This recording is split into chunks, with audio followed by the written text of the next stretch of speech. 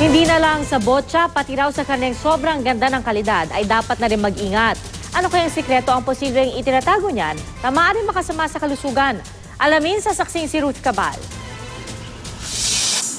Double dead, maamoy, at kung minsan nagsisimula na palang mabulok. Kung dati panay ang paalala laban dito ng Department of Agriculture, ngayon naman dapat rin daw maging mapanuri kung tila sobrang ganda naman ng kalidad ng baboy. May mga natanggap daw kasing ulat ang DA na may ilang baboy na ginagamitan ng salbutamol, isang uri ng gamot para sa taong may asma. Oo, pang tao, pero kapag hinalo sa feeds o pagkain ng baboy, mas lumalaki sila. Konti lang ang taba at mas malaman. Mas mura rin daw ang salbutamol kumpara sa vitamins at iba pang additives na pambaboy talaga. May mga special farms dyan na sobrang ganda ng baboy, pero gumagamit ng ganyan.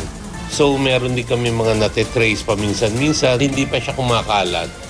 Mas mabuti na agapan ang agad namin yun. Posible raw na hindi alam ng ilang magbababoy na iligal ang paggamit nito sa baboy. Masama rin ang epekto sa tao kung paulit-ulit silang makakain ng karne ng baboy na ginamitan ng salbutamol.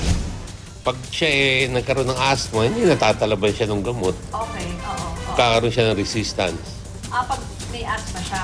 Yung halimbawa, pneumonia, that's very dangerous. Ang problema, walang paraan para malaman kung may salbutamol ang binibentang karne. Makukumpirma lang ito sa tissue testing ng parte ng baboy sa laboratorio o kung makita mismo sa random inspection na nakahalo ito sa feeds. Sa ngayon, wala pang napaulat na nahuling gumagamit ng salbutamol. Kung may mga ganun na report, ay siguro mga isolated cases yan.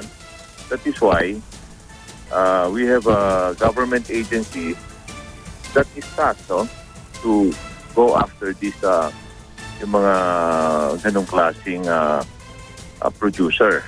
We have a government agency that is tasked to approve all the mga feeds na ginagamit natin. Babala ng DA, tatanggalan ng lisensya at ipapasara ang mga babuyang mahuhulihang gumagamit ng salbutamol.